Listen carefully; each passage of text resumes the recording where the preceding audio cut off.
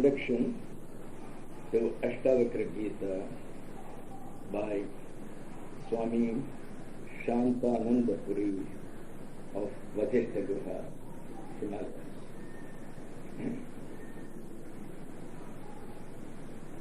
This Ashtavakra Gita is a unique text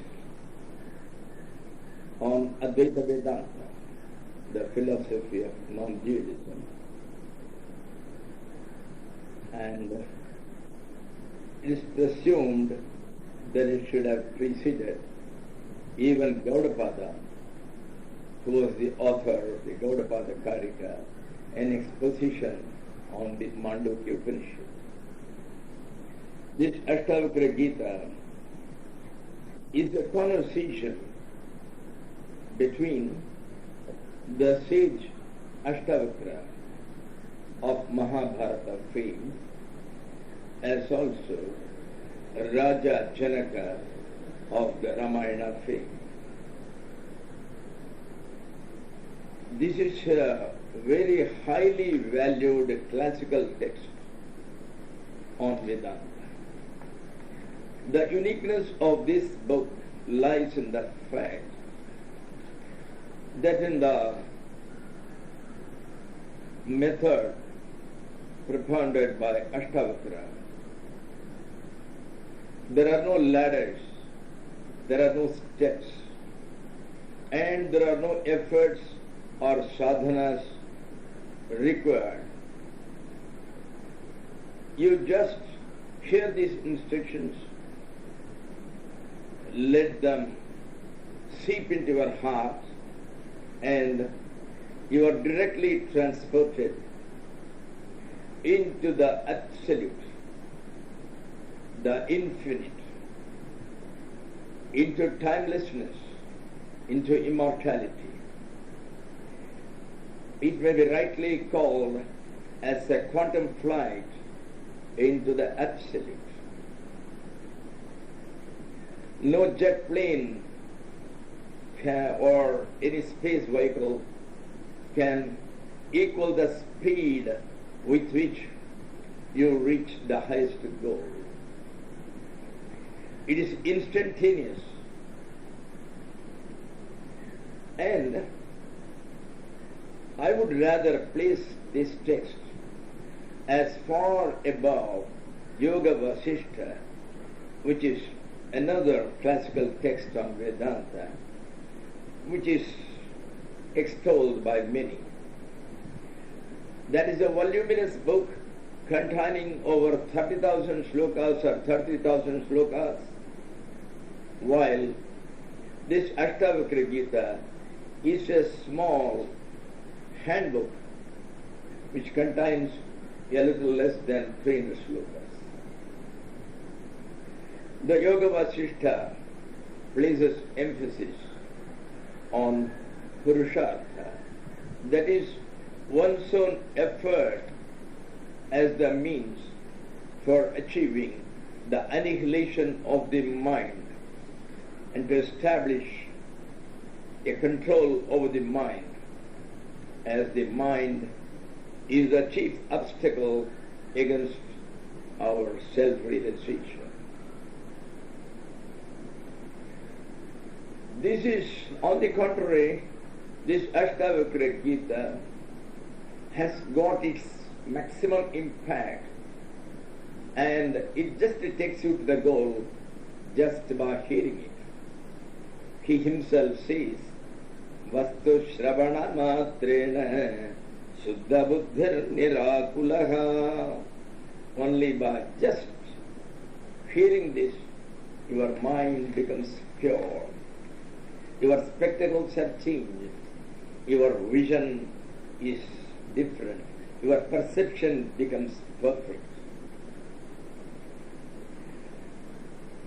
There are many who want to become the Brahman, and they strive for it.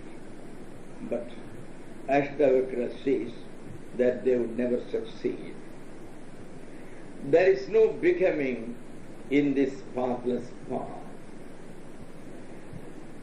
You just remain as Brahman You just behave as Brahma.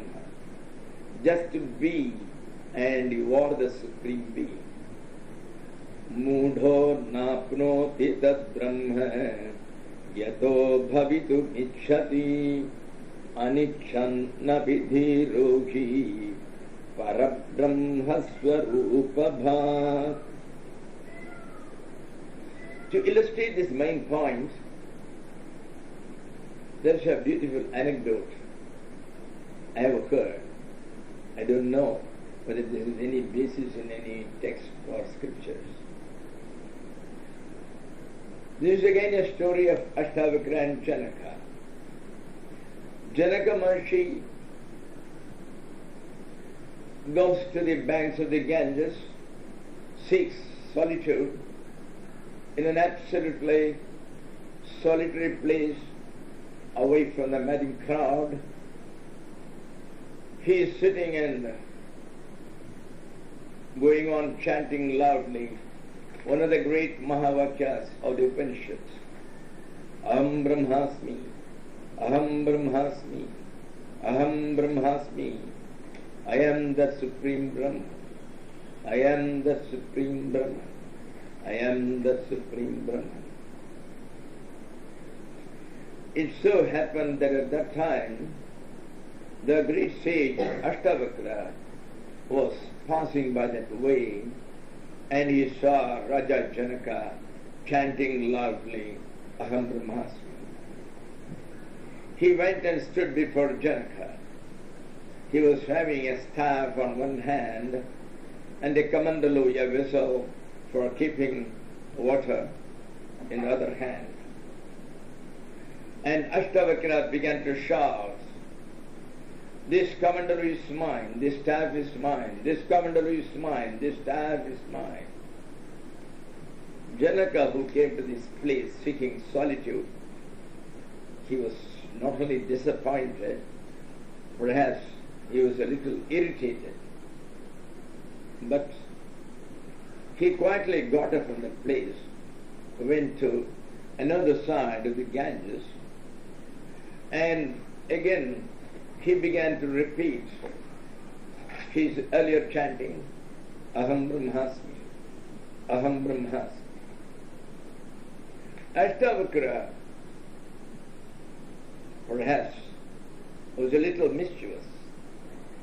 He went and stood before Janaka again and began to shout loudly as before, this kamandalu is mine, this staff is mine, this kamandalu is mine, this staff is mine.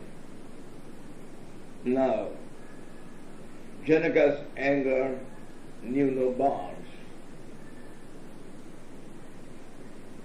He addressed the Maharshi with all venerance, no doubt, but with an irritation behind it.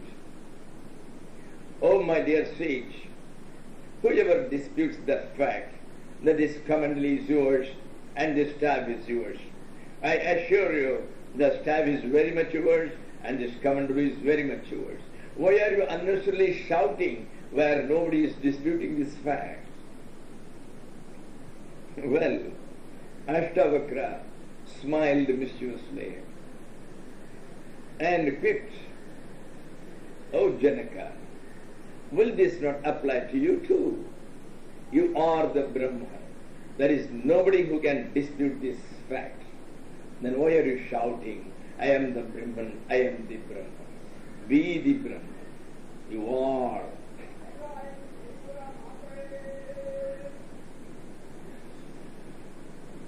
And that is why Ashtavakra says, however much you want to become the Brahman, you can never become, because you are. Mudho napnoti tad brahma yato bhavitu vichhati anichanna vidhi rogi parabrahma swarupa bha. Almost every stanza out of these 300 stanzas in the Ashtavakra Gita can be called a moksha capsule by itself. And if understood rightly, even one word in the stanza is guaranteed to give you instant liberation. Well, all saints and Mahatmas have always been exhorting people to do good deeds and to refrain from bad and sinful deeds. Even Bhagavad Gita just goes a step further and asks us to do the karmas or actions without the desire for the fruit, and by dedicating all these actions to the Lord. Ashtavakra goes far beyond it all when he says, do not tarry to choose a good deed or a bad deed. Become a non-doer by not participating in any activity or judging any action, and thus go beyond good and bad. Na punyam, na papam, na saukhyam, na dukkham, chidananda rupa shivoham, shivoham. Be a witness without choosing and without judging. Do whatever action comes to you as part of the cosmic plan, whatever activity that presents itself to be done, do it happily. Be a sakshi, that is a witness. Be a witness consciousness of all actions, actually planned and done by the totality, though your hands or other sense organs happen to be the media through which those programs were carried out and these actions done and executed. Yat yat kartumayati tatkritva se yatha sukham. Whatever is to happen as per the cosmic program has to happen and is happening. So you only remain unaffected without any reaction and just to be seeing them. Be a seer, be a witness. According to Ashtavakra, one should go beyond both seeking of enjoyment and renunciation of all enjoyment. Go beyond bhoga and go beyond yoga or tyaga.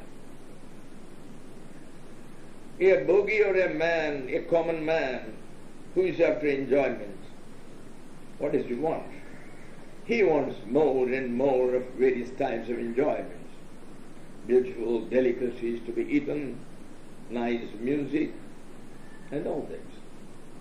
And a yogi shuns all these enjoyments, and he is alert for renouncing them qualitatively. Both the bhogi, who is after enjoyment, and the yogi, who is after renunciation, both are on the same level. Both are thinking of enjoyment only. One to have more and more of it, and one to have less and less of it and finally to leave it. The one who is neither greedy for enjoyment nor is interested in renouncing it, that is one who is indifferent to the enjoyment without either seeking to grasp it or to leave it because of repulsion. Such a person alone reaches his goal of realizing the self. Ashtavakra says, Virakto Vishayadveshta Ragi Vishayalo Lupaham Graha Moksha Vihinastu Na Virakto Na Ragavan. Well, he is just like a child who is neither attached nor detached to the worldly objects, and he accepts whatever that comes without judgment, without considering whether it is favorable or unfavorable, whether it is pleasant or unpleasant, whether it is to his liking or not. Nirdvandvo balavadhiman. Just be like a child. Don't be involved.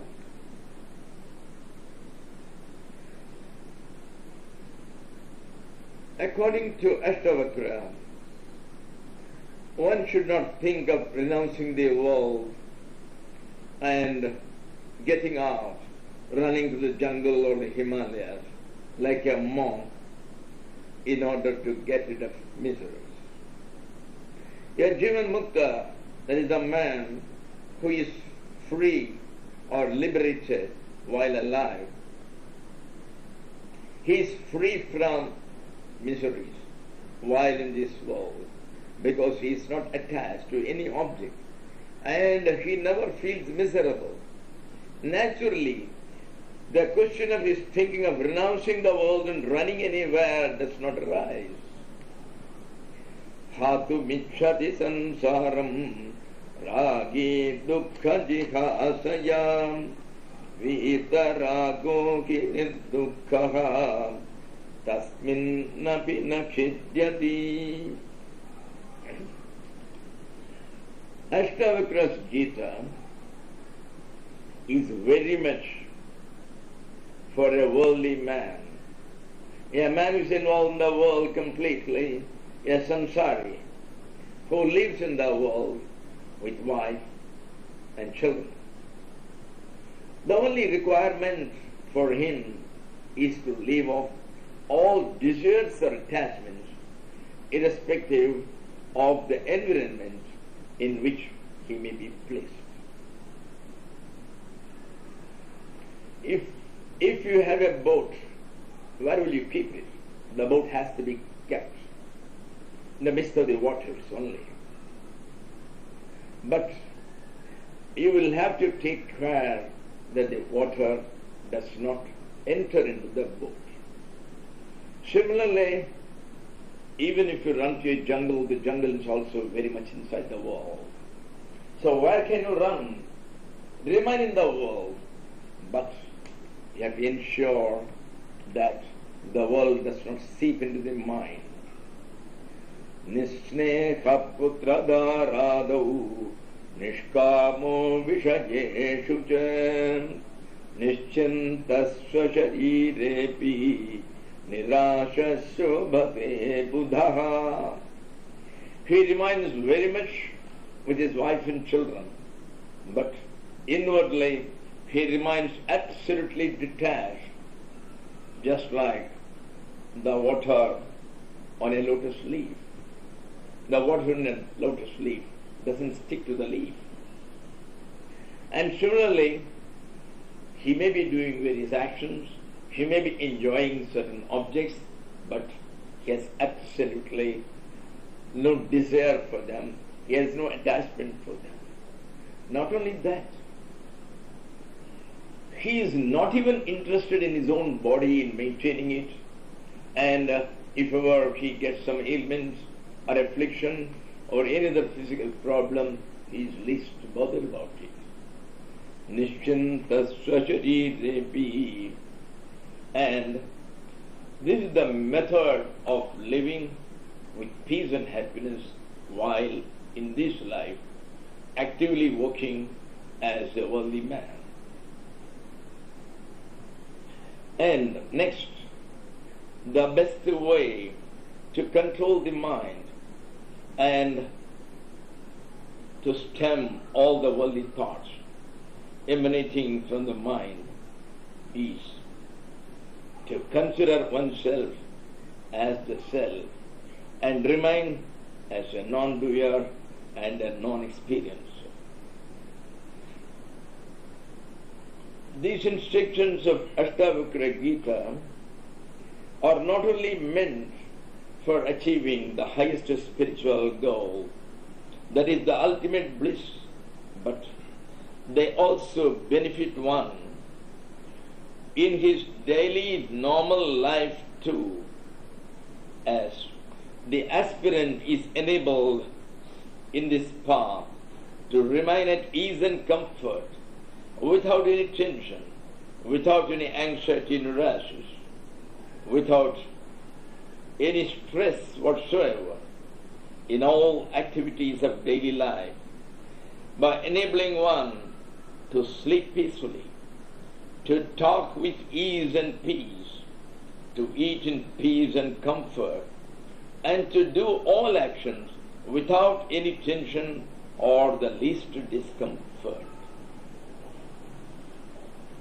Many of us, we may be sitting, we may be eating, but the entire mind is in turmoil, thinking of the strike going on in your factory, because of which the production has been stopped, planning how to have talks with the union, how to resume the working of the factory.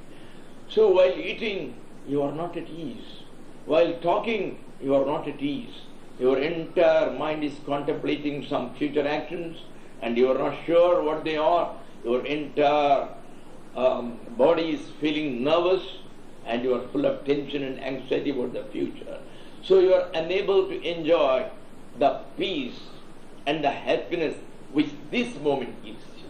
This moment you are eating, this moment you are talking. You have no problem, but still internally you have all problems. You are unable to enjoy that moment of peace and happiness. Sukhamaste sukham shete sukhamayati yati cha sukham bhakti sukham bhungte vyavahare vishantadhi.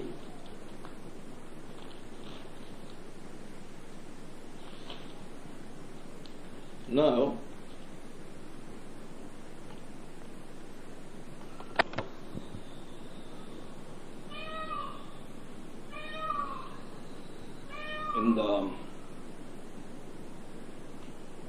in the very first chapter of Ashtavakra Gita, Ashtavakra gives out all the main techniques with which he proposes to take the aspirant to the final goal, to the absolute, to the infinite. One of the first techniques which he propounds is Yadi deham prathakritya chiti vishramya tishtasi adhunaiva sukhi shanto bandha mukto bhavishyasi.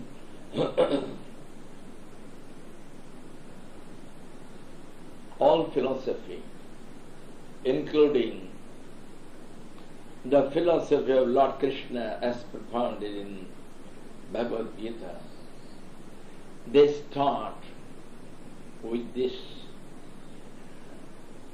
The separation, a dichotomy of the body from the cell.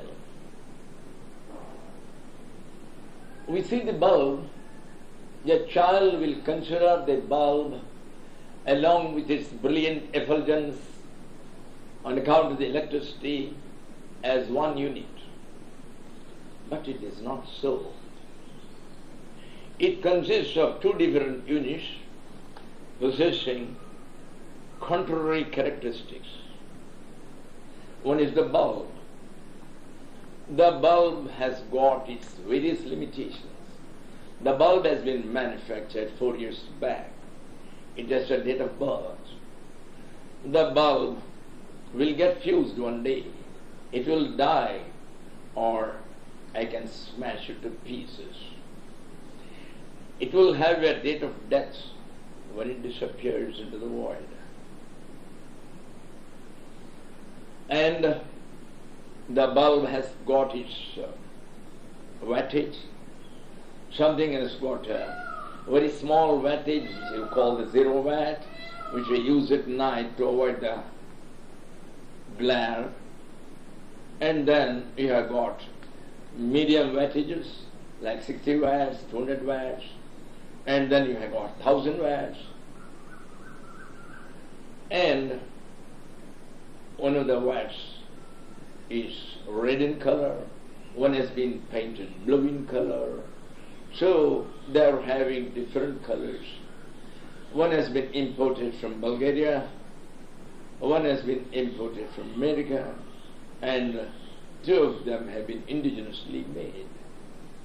They belong to different countries, their age is different, their personalities are different, but inside it is being inhabited by one and the same energy, the electric energy, which is passing through all the bulbs.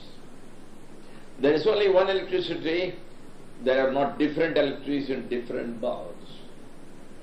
There is only one circuit going throughout the house and perhaps throughout the particular city.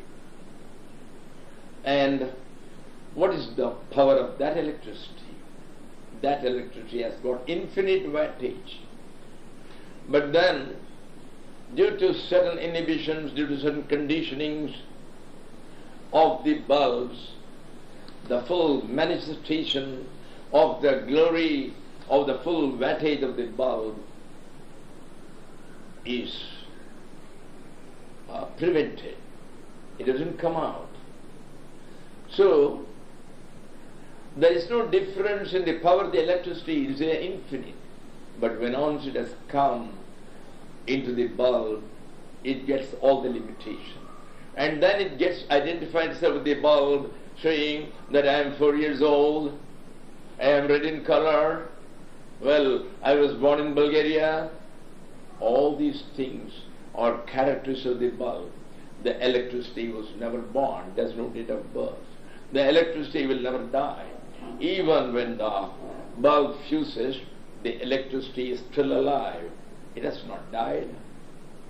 And if you were to throw a stone on the bulb will be smashed to pieces, but nothing happens to the electricity inside it. It doesn't get bruised, it doesn't get injured, there is not even a scratch on it. And the same thing applies to a human being. The body is the bulb. The body is a date of birth, the body is a date of death. And the body undergoes various changes from childhood to adulthood and to old age. Yes, it does undergo various changes and finally it dies. But not the consciousness, the conscious energy which is inside, which makes you talk, which makes you sit, which makes you do all the activities, which makes you think, which makes you seek Him. All the energy is the energy of that infinite consciousness which runs through all the bodies. But then, when once that portion of the conscience comes into one bulb, it forgets its source, its origin, and it identifies itself with the bulb and thinks, I am now a limited being, I am subject to birth and death. No. So, the first step, and according to Ashtavakra, it is the last step, it is the only step which alone can transport you from limitedness to the unlimitedness, which can transport you from the finitude to the infinity.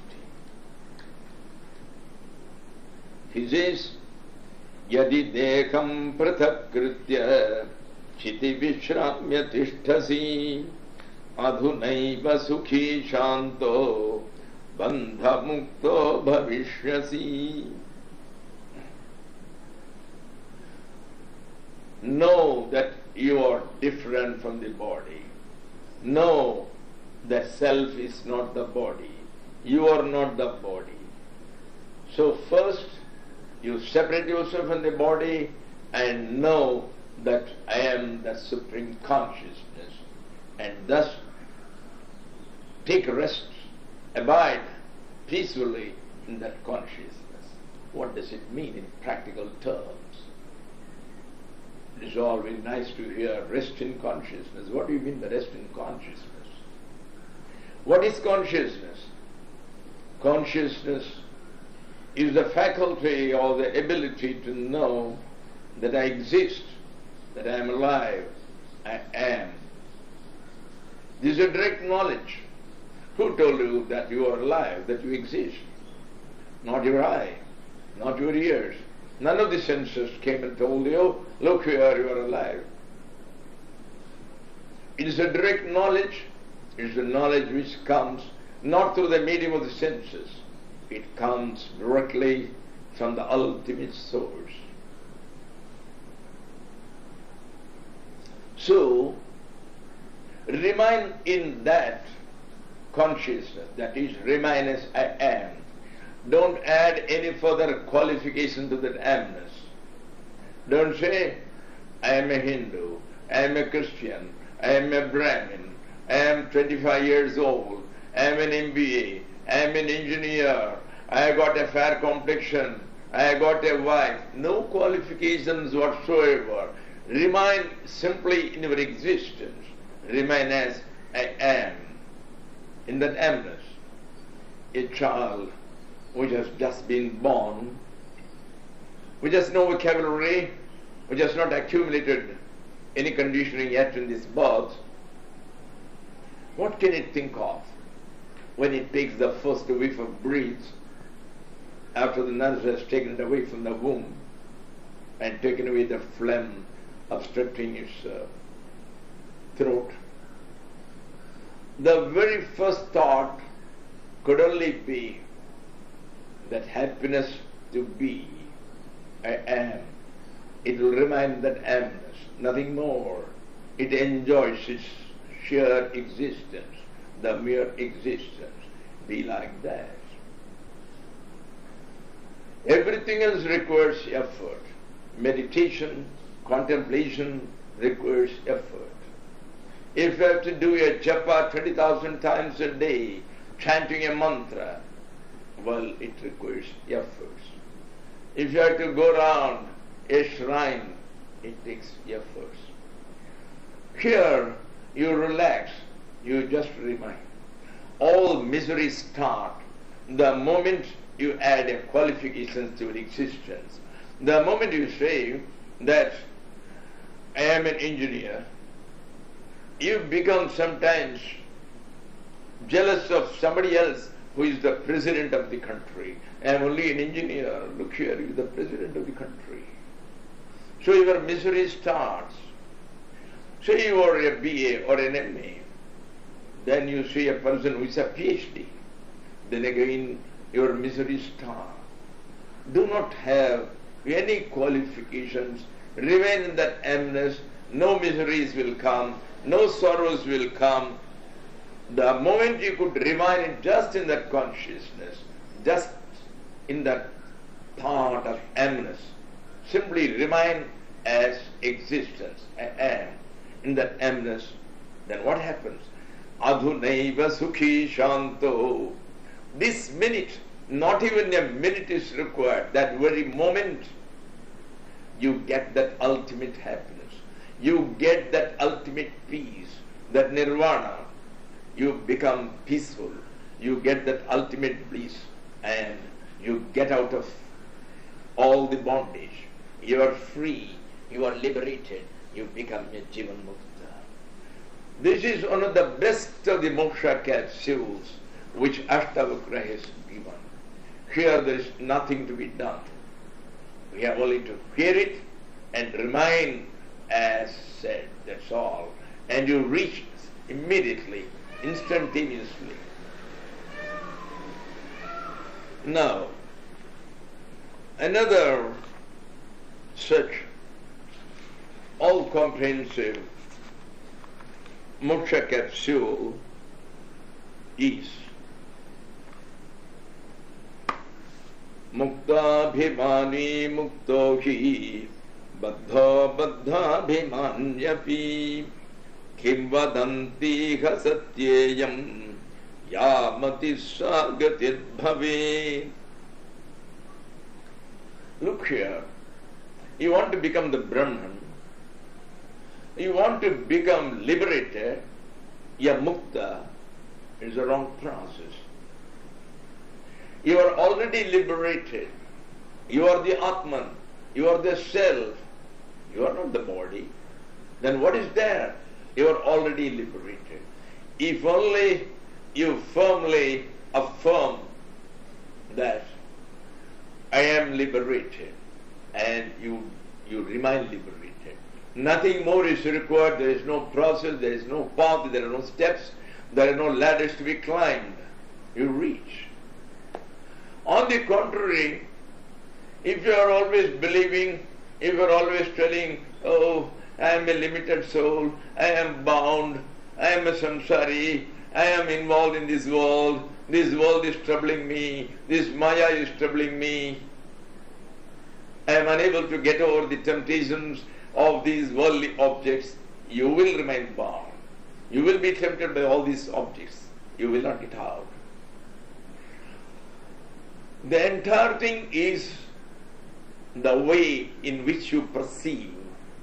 If you perceive yourself as absolutely a liberated man, and it is important that you do not simply proclaim either loudly or within yourself, I am liberated, but you should behave as such. If only you behave absolutely as a liberated person, you will be liberated.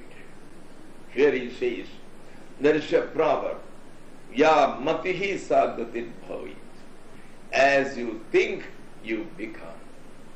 It's a fact of psychology.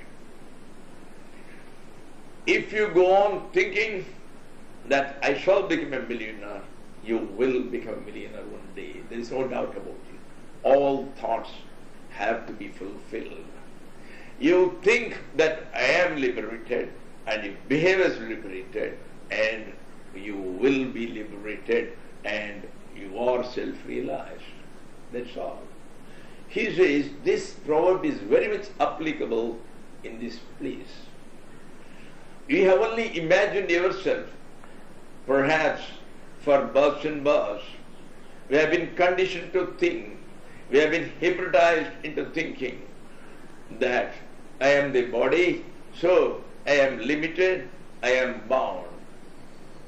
On the contrary, if only you can dehypnotize yourself and suddenly wake up into the fact that you have never been bound, it was only your own imagination.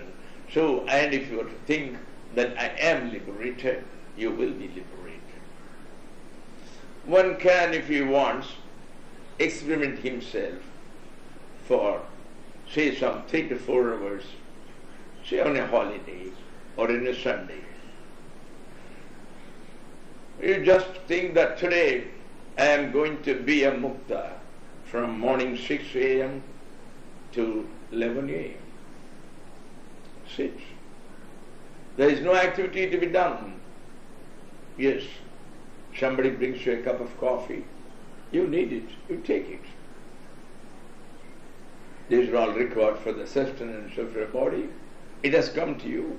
You have not sought. So whatever has come to you without seeking, all right, so you take that for the minimum maintenance of your body. Somebody brings you a plate of breakfast, well, you have it. But beyond that, don't say anything. No, I've told you, how many times have I told you I don't require butter? I only take jam. Again, you are choosing. That means you are binding yourself. No choice. Whatever is given, you take it. Don't say this is more, this is less. Don't say I like this, I don't like this. And just like a test, it could be an hour later, your wife runs to you and said, there's a trunk call from California. A chap wants to give you a contract for 20 crores. Come on, he wants to give you this very minute, he wants to discuss all the details. Come on. You are already liberated. You cannot go with the beck and call of anybody. You don't require any contract. Remain quiet. Well, as Shantananda, you may lose it tomorrow. You will incur a great loss. That's different. But now that you are the Brahman, Now that you know that you are a mukta, you are not bound by any contract, by any telephone call, or by any cell phone's call. Just remain. Don't even answer. Don't nod your head. Nothing, absolutely. Remain like a log of wood. Thus, if only you remain as Brahman, not only proclaim that you are the Brahman inside, not only affirm to yourself that you are the Brahman, but behave as such, then you are. Mukta bhimani mukto hi baddho baddha bhimanyapi kim vadanti ha satyeyam yamati sagatir bhavet. Now, another, your third capsule, which he gives, here is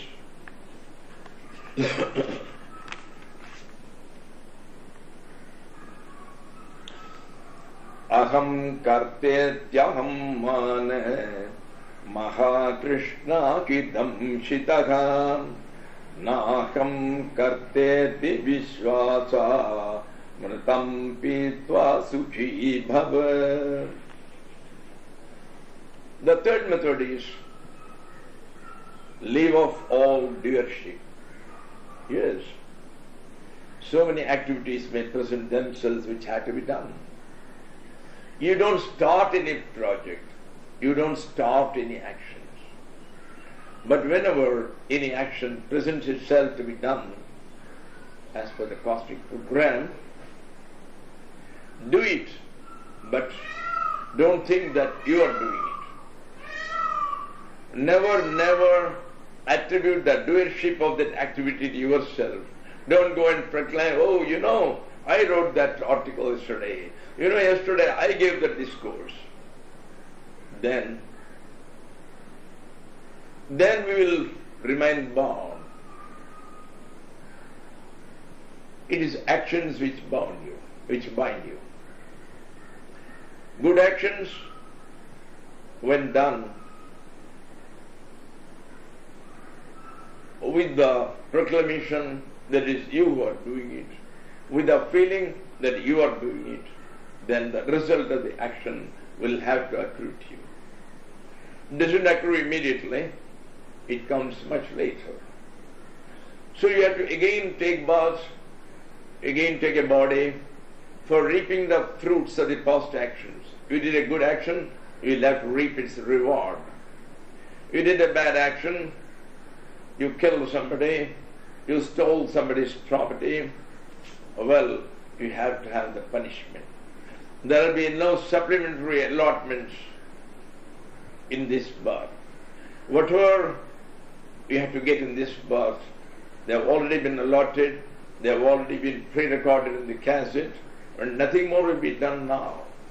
The cosmic auditor will note down your present actions in his ledger for enabling him to bestow the fruits in your next birth.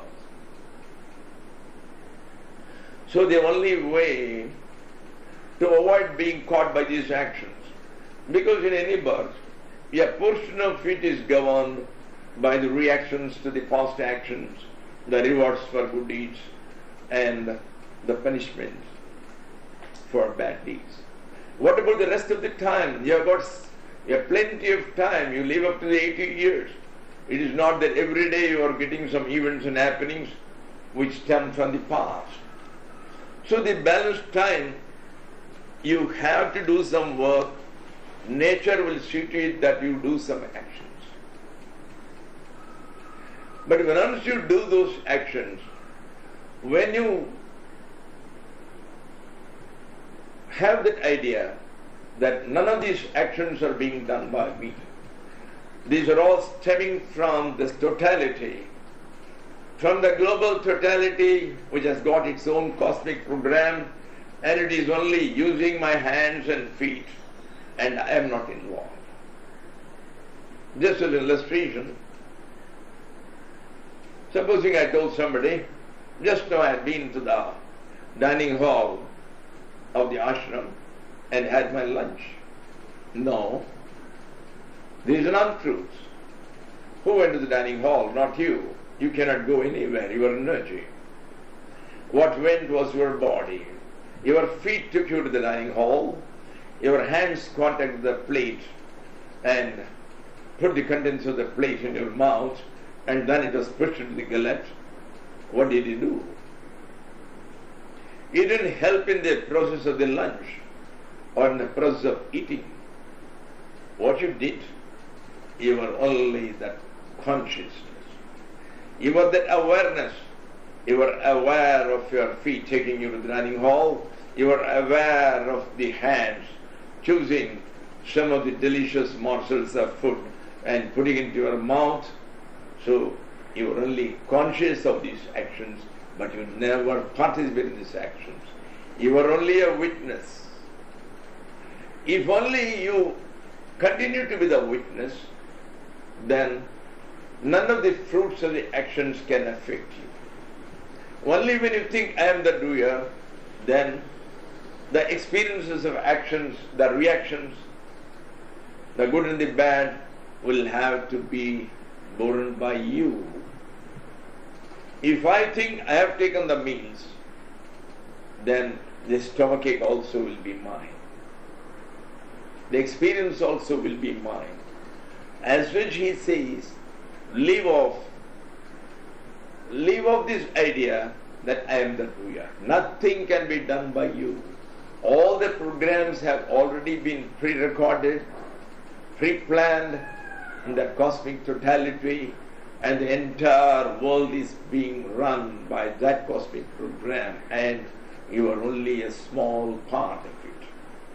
Willy-nilly, you have to adhere to this program and you will be made to do it. You can't wag your little finger by yourself. As such, if only you were to live off this idea of doership, that is enough, that's all. I am not the doer. Whatever actions come, remain as a non-doer. Then what happens? Well, you reach liberation straight away. Amritam pitva sukhi bhava. That's all. You straight away get into immortality and you become happy.